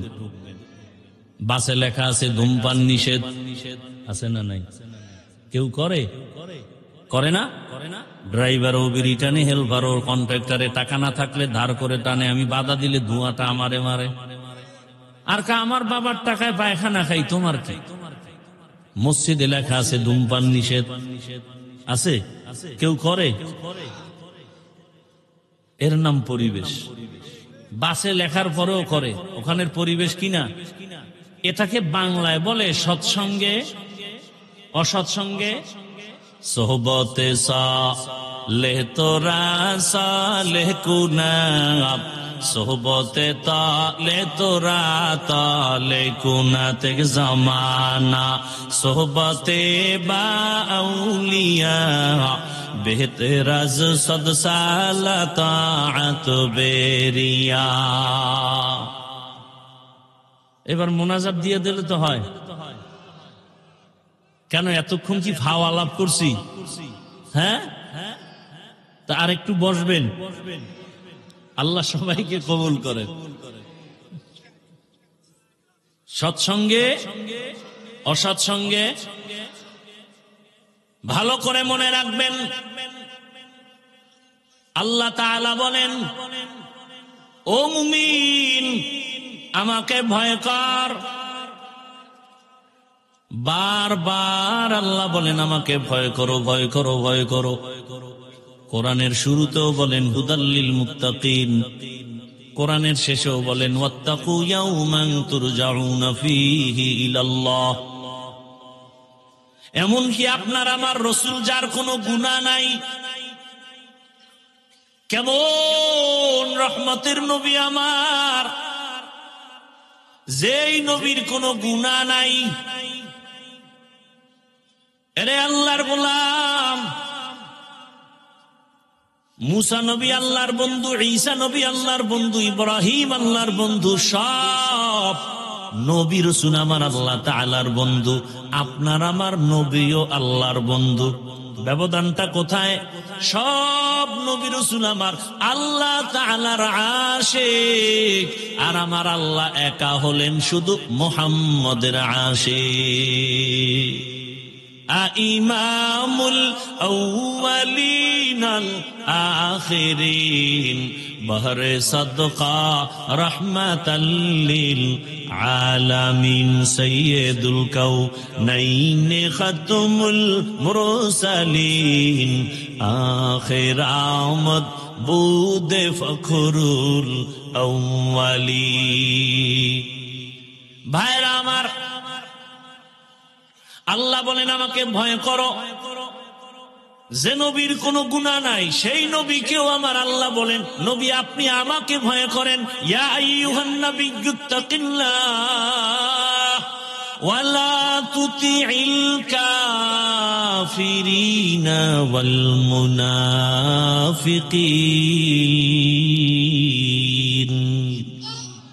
হে নবী আপনি আমাকে ভয় করেন, কাফের মুনাফিকের অনুগত্য করবেন না, অনুসরণ করবেন না। কারণ কাফের মুনাফিক মুসলমানের চূড়ান্ত বন্ধু না দুশমন। ভাইরা আমার, তাহলে এত ভয় করতে কেন আল্লাহ বলেন? এই ভয়ের নাম তাকওয়া, এই ভয়ের নাম খাশিয়া, এই ভয়ের নাম খাউফ। ওয়া আম্মা মান খাফা মাকাম রাব্বিহি ওয়া নাহান নাফসা আনিল হাওয়া ফাইন্নাল জান্নাতা হিয়াল মাওয়া। হর কে দারত খাউফে হকদার দিল মাদাম জান্নাতুল মাওয়া দেহদু রামাকাম জুজবা হকচি জে মখাজ ইনসুজা ফজলে উআ মস্তে দর জুমলা জাহা। খাউফুন মানিও ভয়, খাশিয়াতুন মানিও ভয়। ইন্নামা ইয়াখশাল্লাহ মিন ইবাদিহিল উলামা। দুনিয়াতে আল্লাহর বান্দাদের মধ্যে উলামা, তারা আল্লাহকে তুলনামূলক বেশি ভয় করবেন। ভয় করার মানে কি? যদি আমি প্রশ্ন করি মাঠে, এই মাঠে আপনারা কারা কারা আল্লাহকে ভয় করেন? যদি প্রশ্ন করি সবাই হাত উঠায় বলবে আমরা ভয় করি। যদি বেশি চালাক হয় দোনো পা আলগি দিয়ে বলবে আমরা চার হাত পা আল্লাহকে ভয় করি। চালাক বলবে হুজুরদের থেকে ভয় করি। অথচ সেখানে এমনও ভয় করনেওয়ালা বান্দা আছে নামাজ নাই, নামাজ পড়ে না, তারপরে বলে আল্লাহকে ভয় করি। আর আমি নামাজ পড়িয়া বলি আল্লাহকে ভয় করি। আপনি রোজা না রেখে বলেন আল্লাহকে ভয় করি, আমি রোজা রেখে বলি আল্লাহকে ভয় করি। আপনি হারাম খান আর বলেন আল্লাহকে ভয় করি, আমি হালাল খেয়ে বলি আল্লাহকে ভয় করি। দুই ভয় কি সমান? মূলত আপনি ভয় করেন না, কারণ কি? ভয়টা কি জিনিস আসলে বুঝেনই নাই। একটা সন্তান মা বাবাকে ভয় করে, প্রমাণ কি? বলে মা বাবার সামনে অন্যায় করে না। প্রমাণ কেন করে না? বলে শাস্তির ভয়, মাইরের ভয়। একটা ছাত্র শিক্ষকের ভয় করে, প্রমাণ কি? বলে শিক্ষকের সামনে অন্যায় করে না। কারণ কি? বলে শিক্ষকের শাস্তির ভয় করে না। ঠিক এই দুনিয়ায় কোন মানুষ যদি আমার আল্লাহকে আসলেই ভয় করে, গলায় চুরি লাগাবে, দাড়ির মধ্যে অস্ত্র লাগাবে না। তো কুজাও সুন্নতে আহমদ কুজা বা মোহাম্মদ কৈবুয়াদ নিসবত তোরা মান আহাব্বা সুন্নতি কৌলে রসুল মজদায়ে কানামাই হাম কুন কবুল।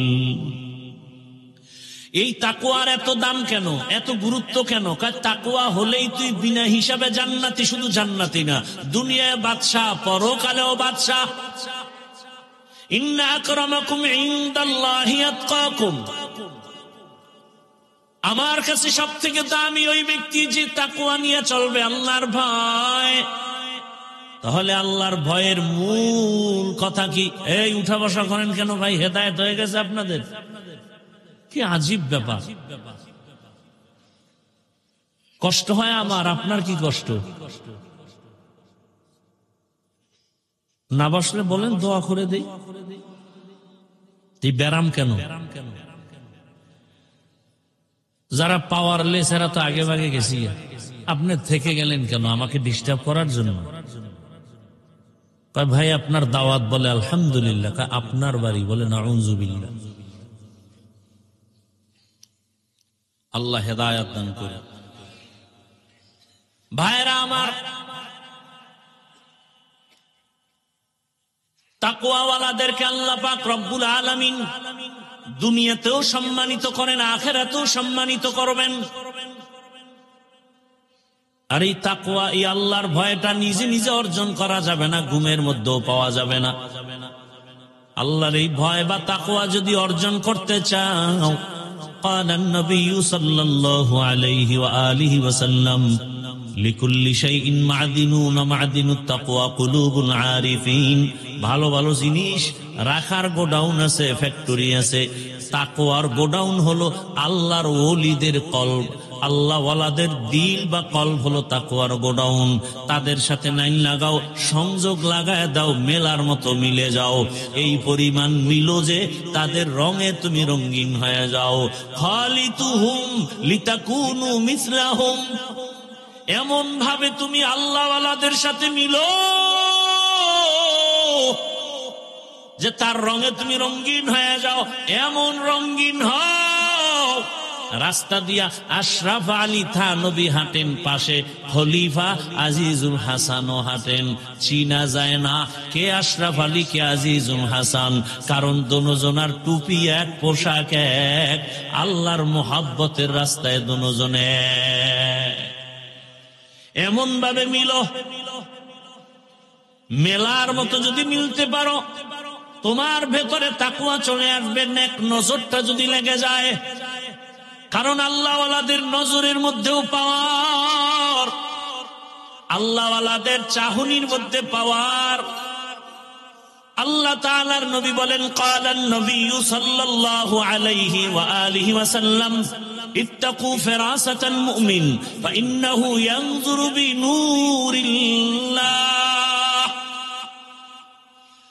আল্লাহর ওলি যারা আরিফিন, এদের কলবের পাওয়ার বড় কঠিন, এদের নজরে পাওয়ার লাগানো। তোমরা যা দেখো না তারা তা অনেক কিছু দেখেন। তুমি দেখো না কেন? তিনি দেখেন কেন? বলে নিজের চামড়ার চোখে দেখেন না, আল্লাহর দেওয়া নূরের আলো দিয়ে তারা দেখেন। আউলিয়ারা কারে ওকবা ইখতিয়ার, জাহেলারা কারে দুনিয়া ইখতিয়ার। আল্লাহ ওয়ালা রাতারাতি হওয়া যায় না। এরা তাকওয়ার উপরে মুজাহাদা করেন, মুরাকাবা করেন, এত পরিমাণ প্রচেষ্টা চালান। আল্লাহকে পাওয়ার জন্য রাত নাই দিন নাই ঘুম নাই। খানা খাইতে গেল আমার আল্লাহর মোহাব্বত, খায় খায় লোকমা দেয়, আবার নিঃশ্বাস ছাড়ে, মনে হয় যেন বাড়ি পাইছি, গাড়ি পাইছি, স্ত্রী পাইলাম, সন্তান পাইলাম, টাকা পয়সা পাইলাম, কিন্তু যে আমারে বাড়ির মালিক বানাইছেন, টাকার মালিক বানাইছেন, তারে এখনো পাইলাম না। ওই মালিকের তো এখনো পাই নাই। ছেলেরে পাইলাম, মেয়ে পাইলাম, টাকা পয়সা সব, ক্ষমতাও পাইলাম, সম্মানের চেয়ার পাইলাম, কিন্তু আমার এই সম্মানের চেয়ারে কে বসাইছেন, ওই মালিকের এখনো চিনলাম না। ওই মালিক আমার কত সুন্দর।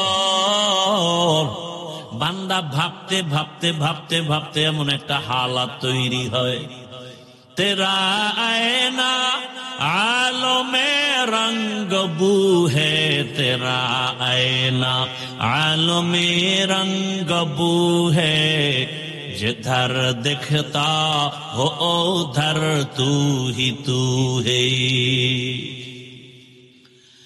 আল্লাহর মোহাব্বতের বান্দা। দুনিয়ার সবাই তো যেই জিনিস চায় ওই জিনিসের পেছনে দৌড়ায়। মূলত দুনিয়ার সবাই পাগলের মতো দৌড়ায়। কেউ টাকার পেছনে পাগল হয়ে দৌড়ায়। কেন বলে টাকার পাগল? কেউ ক্ষমতার পেছনে দৌড়ায়, এত দৌড়ায়, খানার মধ্যেও মন নাই, ক্ষমতা কারণে ক্ষমতার পাগল। আর দুনিয়াতে একদল মানুষ এই ক্ষমতার পেছনে দৌড়ায় না, টাকার পেছনে দৌড়ায় না, নারীর পেছনে গাড়ির পেছনে দৌড়ায় না। এই বান্দা মনে মনে জানি কারে খুঁজে আর দৌড়ায়। ও কেউরে খুঁজে না, ও খুঁজে আমার মালিক। আমার মালিকের তো এখনো পাইলাম না। এত সুন্দর চেহারা যিনি আমারে বানাইছে, আবার আপনার বানানো চেহারাটা এত সুন্দর, বানানেওয়ালা তিনি না জানি আরো কত সুন্দর। আরে আমার একটা কণ্ঠ দান করেছেন এত সুন্দর, যিনি কণ্ঠ দান করেছেন তিনি না জানি আরো কত সুন্দর। বান্দা এগুলো ভাবে আর মনে মনে তালাশ করে, ওই আসল সুন্দর মালিকের যদি পাইতাম। আসমান এত সুন্দর, বানানেওয়ালা মালিক জানি আরো কত সুন্দর। জমিনটা এত সুন্দর, বানানেওয়ালা মালিক জানি আরো কত সুন্দর। ওরে আল্লাহর আশেক যারা, মালিকের পাগল যারা, ওরা খানা খায় ঠিক কিন্তু মনটা মালিকের দিকেই ব্যাকুল হয়ে থাকে। ওরা ঘুমায় ঠিক কিন্তু ঘুমের মাঝেও মালিকের ব্যাকুল পারা হয়ে থাকে। ওরা খানা খায় কিন্তু মনের ভিতরে আগুন জ্বলে, আমার মালিক, আমার আল্লাহকে কখন আমি পাই। দুনিয়ার সব পেয়েছি কিন্তু এখন আমি আমার মালিকরে এখনো পেলাম না। ওরে টাকাও থাকবে না। আজ আমি যেই টাকার পেছনে দৌড়াই, গাড়ির পেছনে দৌড়াই, বাড়ির পেছনে দৌড়াই, এগুলো একদিন শেষ হয়ে যাবে। কত বাড়িওয়ালা বাড়ি রেখে জঙ্গলে দৌড়ায়, কত টাকাওয়ালা টাকা রেখে এখন ফকির হয়ে গেল। কতজনে মা বাবা আপনজন, অনেকে মা বাবা হারায় ফেললো। যে কেউ সন্তানের পাগল, হঠাৎ সন্তান ওই ভূমিকম্পে মরে গেল, কিন্তু ওগুলোর পিছনে দৌড়ায়া কি লাভ? এখনো খালি, এক সময় হয়ে যাবে খালি।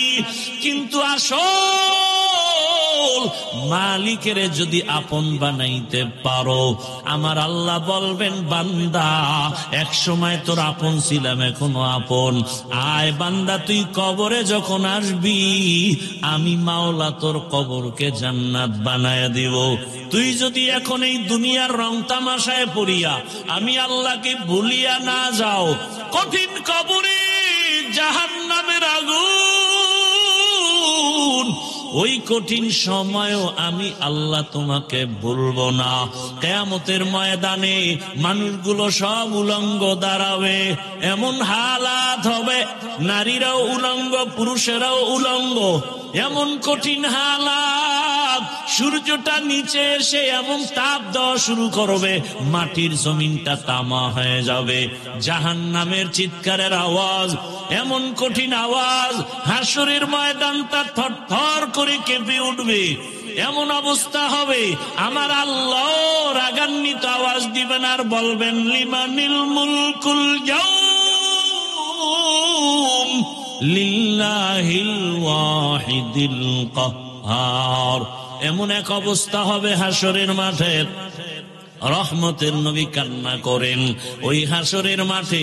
এই পরিস্থিতিতে নবীদের কোনো গুনাহ নাই, তারাও কান্নায় বিভোর হয়ে যাবেন।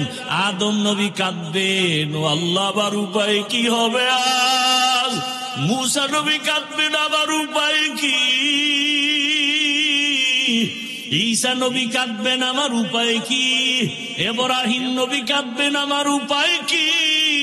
ও নরসিংদীর বাবারা, নবীরা যদি কাঁদেন, তোমার আমার কি উপায় হবে? ওরে তোমার আমার তো কোনো আমল নাই, নামাজ নাই, রোজা নাই, তেলাওয়াত নাই, জিকির নাই। যতটুকু নামাজ পড়ি সে নামাজের ভেতরে খুশু খুজু নাই। ওরে আমি যদি এই অবস্থায় আমার মালিকের দরবারে দাঁড়াই, আমার মাওলা আর বরদাস্ত করবেন না।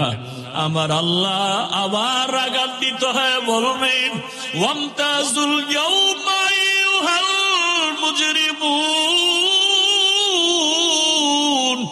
এ গুনাহগারেরা, নেককারদের থেকে আলাদা হইয়া যা। আজকে আমি নেককারদেরকে আরশে আজিমের নিচে ছায়া দিয়া বসাবো। আমি ওদেরকে জান্নাতের মেহমান খানায় নিয়ে যাব। আর যারা গুনাহগার বেনামাজির দল, আমি আল্লাহ পাক তোদের বাম হাতে আমলনামা দিয়া জাহান্নামের দিকে পাঠাবো। আমার আল্লাহ পাক যাদের বাম হাতে আমলনামা দিবেন, এদের হালাত এমন হবে, আল্লাহ বলবে ওদের বাম হাতটা সোজা ভাবে হবে না, বুকের মাঝে ছিদ্র করে ফেল। ছিদ্র করিয়া বাম হাতটা ঢুকাইয়া পিঠের থেকে বের করে দাও। পিঠের থেকে বের করিয়া পিছনের হাতে যখন আমলনামা দিবেন, আল্লাহ বলবেন, ইকরা কিতাবাকা কাফা বিনাফসিকাল ইয়াউমা আলাইকা হাসিবা। ও আল্লাহর বান্দারা, আজকে আমার এত সম্মান, দুইটা চক্ষু বন্ধ করে ফিকির করো রে বাবা। আজকে আমার ডানে কত মোহাব্বতের মানুষ, বামে সামনে পেছনে অভাব নাই। কিন্তু বাবা একদিন তো আমার এই সব সারিয়া বিদায় হয়ে যেতে হবে। আজরাইল যেদিন আমার মাওলার অর্ডারে এসে হাজির হয়ে যাবে, আমার গায়ের জামাটা প্লেট দিয়া কেটে কেটে রেখে দিবে। আমার হাতের ঘড়ি আর একজনের হাতে চলে যাবে রে বাবা। আমার আপন বন্ধুটা মোবাইল নাম্বারটা কেটে ফেলবে। আমার আপন জনেরা কাঁদবে, আর বাবা বলবে, তাড়াতাড়ি কাফন কিনে নিয়ে আসো। ইমাম সাহেবকে বলবে, জানাজা না দিয়া যাইও না, আমার সন্তান দুনিয়াতে বাঁচিয়া নাই। ও আমার কলিজার যুবক বাবারা, দুনিয়াতে তো রং তামাশার পেছনে কম ঘুরলা না, মনের মতো পার্কে দৌড়াইলাম, মনের আশা পূরণ করিয়া সারা রাত মোবাইলে গুনাহ করলা। ওরে বাবা, তুমি সারাটা জীবন তারি কাটলা, নামাজ ছাড়লা, একবারও চিন্তা করলা না কোনদিন আজরাইল এসে ধরিয়া বসে। ওরে আজরাইল এসে যদি হাজির হয়, মা কান্না করেও ধরে রাখতে পারবে না, বাবা ধরে রাখতে পারবে না। রুহুটা যখন নিয়ে যাবে, মাও কাঁদবে আমারে, আর মা বলে ডাক দেওয়ার কেউ নাই। বাবাও কাঁদবে আমাকে, বাবা বলে ডাক দেওয়ার কেউ নাই। ওরে কেউ কাঁদবে আর বলবে, বাড়ির পেছনে তাড়াতাড়ি বাঁশবাগানে কবর খনন কর। কেউ বলবে, তাড়াতাড়ি গরম পানি কর, মশারি টানা, জীবনের শেষ গোসল দেওয়া হবে। ওরে তোমার আমার লাশটা ঘর থেকে টেনে টেনে নামাইয়া গোসল দিয়া সাদা কাফনের প্যাকেট বানাইয়া যখন জানাজার খাটে উঠাবে, জানাজার ময়দানে নিবে, জানালা দিয়া মা কান্না করবে আর বলবে, আবার বাবারে কই নাও, আমার বাবারে কোথায় নাও, একবারের মতো একটু চেহারাটা দেখাও। শেষবারে আমার বাবার চেহারাটা দেখি। ও যুবক বাবা, একবার মা দেখবে, আর দেখা হবে নাই, শেষ। এবার জানাজা পড়াইয়া কবরের দিকে রওনা। কই মা, কই বাবা, কই বন্ধু, কই আমার আপনজন, কেউ নাই। ওই কবরে রাখিয়া পাড়াইয়া পাড়াইয়া মাটি দিয়া যখন সবাই বিদায় হবে, দুইজন ফেরেশতা প্রশ্ন করার জন্য কবরে চলে আসবে। আমার বান্দা যখন নামাজ না নিয়া গুনাহগার হইয়া কবরের বিছানায় যাবে, তখন বান্দা একটা জবাবও দিতে পারবে না। নবী বলেন, তখন ওই গুনাহগার বেনামাজিরা ওরা শুধু আফসুস করবে আর বলবে, হা হা লা আদরি, আফসুস, আমি কিছুই জানি না, কিছুই জানি না। আমার মাওলা তখন রাগ হইয়া কুদরতের আওয়াজ দিয়া বলবে, কবরের ফেরেশতা, এই নাফরমানের দুনিয়াতে আমি কত আদর করেছি। আমার দেওয়া সূর্যের আলো, চাঁদের আলো, পানি বাতাস সব নেয়ামত দিলাম। আমার দেওয়া সব নেয়ামত খাইয়া নামাজ পড়ে নাই, রোজা রাখে নাই, তেলাওয়াত করে নাই, পর্দা করে নাই, আলেম ওলামার কথাও মানে নাই, বিরোধিতা করত। এখন আর ছাড় দেওয়া যাবে না, সুযোগ দেওয়া যাবে না। আল্লাহ বলবে, ফেরেশতা, কবরের সাথে জাহান্নামের সাথে রাস্তা করে দাও। জাহান্নামের আগুন কবরটা ভরিয়া যাবে। কবরের ভেতরে সাপ। আমার আল্লাহ কুদরতের আওয়াজ দিয়া রাগ হয়ে বলবেন, কবরের মাটি, এই নাফরমানকে দুই দিক থেকে জোরে জোরে চাপ দাও। এত জোরে চাপ দিবে পাজরের হাড়গুলো চুরমার হয়ে যাবে। ওরে কবরের চিন্তায় রসুলের সাহাবী ওসমান রাদিয়াল্লাহু আনহু কান্না করলেন আজীবন। আবু বকরের কান্না, ওমরের কান্না, অথচ তাদের কত সুন্দর ইখলাস, তাকওয়া, আমল। আপনার আমার তাকওয়া নাই, ইখলাস নাই, আমল নাই, কান্না নাই। আল্লাহর আদালতে এই অবস্থায় গেলে কি উপায়? ও আমার যুবক বাবারা, বৃদ্ধ বাবাজিরা, পর্দার আড়ালের মা বোনেরা, এখনো সময় আছে। আমার মালিকের ডাক দাও, মন থেকে আমার মালিকের ডাকো আর বলো, হে মালিক, জীবনে তো কম দাড়ি কাটলাম না, নামাজ কম সারলাম না, বেপরদায় আড্ডা কম দিলাম না, সারা রাত মোবাইলে গুনাহ কম করলাম না। আজকে থেকে তওবা করলাম। আমার মতো কত জেনারেল লাইনের মানুষ চাকরি করে, ব্যবসা করে, নামাজ পড়ে, আমার কপাল কেন পুড়িয়া গেল? আজকে থেকে আর গুনাহ করব না। মা বাবার দোয়া নিয়া, শিক্ষকের দোয়া নিয়া, ওলামায়ে কেরামের দোয়া নিয়া, নবীর তরিকা মেনে, আদর্শ মেনে চলবো। ওলামায়ে কেরামের দোয়া নিয়া চলবো, পরামর্শ নিয়া চলবো। আর কোরআন হাদিস ইসলামের বিপক্ষে যাব না। ও আল্লাহর বান্দারা, তওবা করার মতো যদি করতে পারো, আল্লাহ পাক দয়ার দরজা খুলিয়ে দিবেন। যদি তওবার নিয়ত অন্তরে থাকে, মুনাফিকি না থাকে, খাঁটি তওবার নিয়তে দুটো হাত আল্লাহকে দেখায় দাও। আয় আল্লাহ, আমাদের তওবা কবুল করে নেন, হাতগুলো কবুল করে নেন।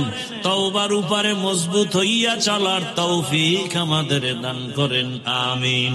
আলহামদুলিল্লাহি রাব্বিল আলামিন। والصلاة والسلام على سيد الأنبياء والمرسلين وعلى آله وأصحابه أجمعين يا أرحم الراحمين يا أرحم الراحمين يا أرحم الراحمين رب ارحمهما كما ربياني صغيرا رب ارحمهما كما ربياني صغيرا اللهم إنك عفو كريم اللهم إنك عفو كريم তুহিব্বুল আফওয়া ফা'ফু আন্না اللهم إنا نسألك رضاك والجنة ونعوذ بك من سخطك والنار اللهم إنا نعوذ بك من البرص والجنون والجذام وسيء الأسقام اللهم ارحمني بترك المعاصي اللهم ارحمني بترك المعاصي اللهم ارحمني بترك المعاصي اللهم إنا نسألك علما نافعا ورزقا واسعا وشفاء من كل داء ও দয়ার মালিক কুদরতের নজর দিয়া তাকায় দেখে এই গভীর রাত বাড়িওয়ালাদের সব দরজাগুলো বন্ধ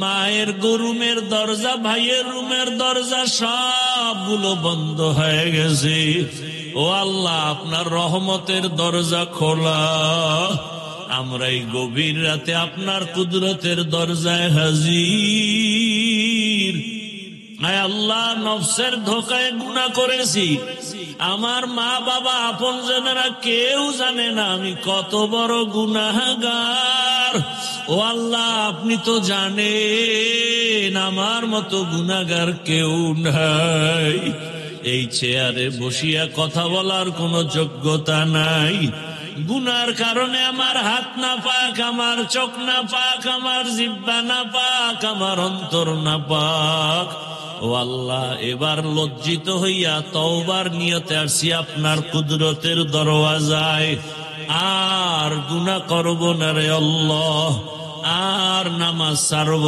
না বেপরদায় চলব না আর দাড়ি কাটব না মা বাবার সাথে বেয়াদবি করব না আর ওস্তাদের সাথে বেয়াদবি করব না ওলামায়ে কেরামের দোয়া পরামর্শ নিয়ে নবীর আদর্শ মেনে চলবো ও আল্লাহ আমাদের গুনাহ মাফ করে দেন তওবা কবুল করে নেন তওবার উপরে মজবুত হয়ে চলার তৌফিক দান করেন ও আল্লাহ এই মাহফিল কবুল করে নেন আয়োজনকারী সহযোগিতাকারী দান সদকাকারীদের কবুল করে নেন মাদ্রাসা কবুল করে নেন মসজিদ কবুল করে নেন আসাতিজায়ে কেরাম তালিবুল ইলমদের কবুল করে নেন মুহিব্বিন মুতাআল্লিকিনদের কবুল করে নেন আয় আল্লাহ সারা দুনিয়াবাসীকে মাফ করে দেন।